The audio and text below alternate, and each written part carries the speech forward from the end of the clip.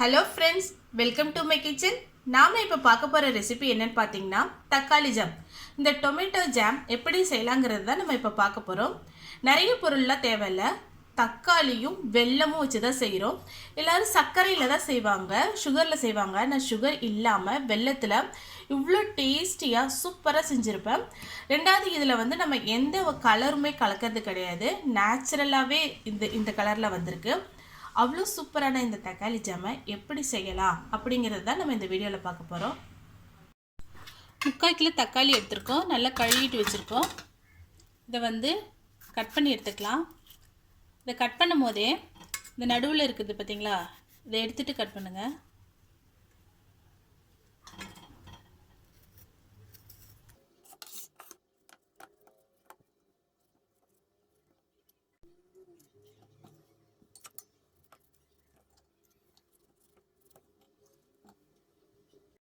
தக்காளியை கட் பண்ணி எடுத்தாச்சு. இதை ஒரு ஜாரில் போட்டு நம்ம அரைச்சி எடுத்துக்கலாம்.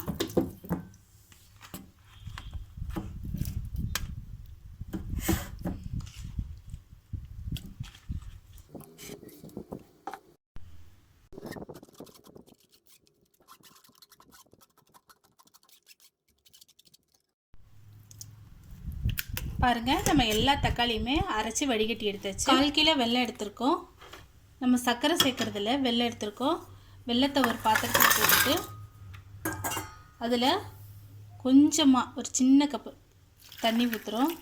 ஏன்னா இதில் குப்பையெல்லாம் இருக்கும், அதுக்கோசரம் தான். இந்த வெல்லம்லாம் நல்லா கரையட்டும். பக்கத்தடுப்பில் வெல்லத்தை வச்சுட்டு இந்த ஸ்டவ்வில் வந்து ஒரு பாத்திரம் வச்சுருக்கோம். இதில் வடிகட்டி வச்சுருக்கிற இந்த தக்காளி ஜூஸை ஊற்றிக்கிறோம். இந்த வெள்ளைப்பாக எடுத்து இதில் சேர்த்துக்கலாம்.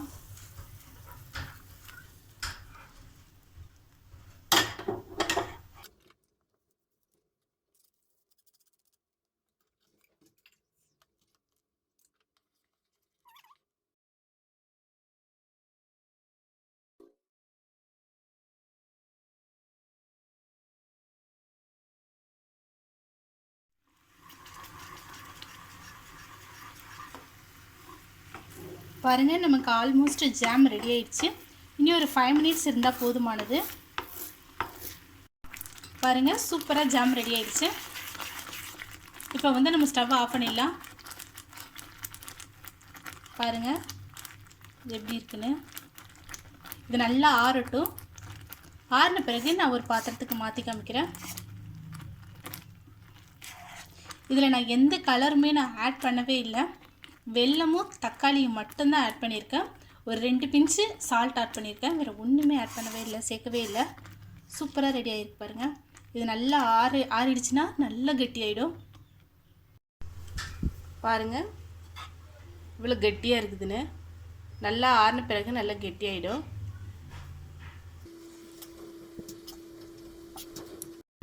பாருங்கள், ஒரு பவுலுக்கு நான் ட்ரான்ஸ்ஃபர் பண்ணி காமிச்சிருக்கேன். பாருங்கள், சூப்பராக இருக்குது. பாருங்கள் இவ்வளோ கெட்டியாக இருக்குது பாருங்கள். ப்ரெட்டு சப்பாத்திக்கெல்லாம் தொட்டு சூப்பராக சாப்பிட்லாம், தாராளமாக கொடுக்கலாம். இதில் நம்ம எந்த கலருமே கலக்கிறது கிடையாது, ரெட் கலருக்கு ஃபுட் கலர் எதுவுமே சேர்க்குறதே கிடையாது. ரொம்ப ஹெல்த்தியானது. நம்ம கடையில் வாங்குறதை விட இதை மாதிரி தக்காளி வந்து கம்மியாக இப்போ ரேட் விற்கிது இல்லையா, அப்போ கொஞ்சம் ஜாஸ்தியாக செஞ்சு வச்சுக்கிறது ரொம்ப நல்லது. குழந்தைங்களுக்கு ரொம்ப பிடிக்கும். இதை நீங்களும் ட்ரை பண்ணி பாருங்கள். ட்ரை பண்ணி பார்த்துட்டு ஃபீட்பேக் சொல்லுங்கள். இது மாதிரி மேலும் நல்ல நல்ல ரெசிபிக்கு மறக்காமல் கீழே உள்ள சப்ஸ்கிரைப் பட்டனையும் பெல் சிம்பிளையும் அழுத்துங்க. தேங்க்யூ.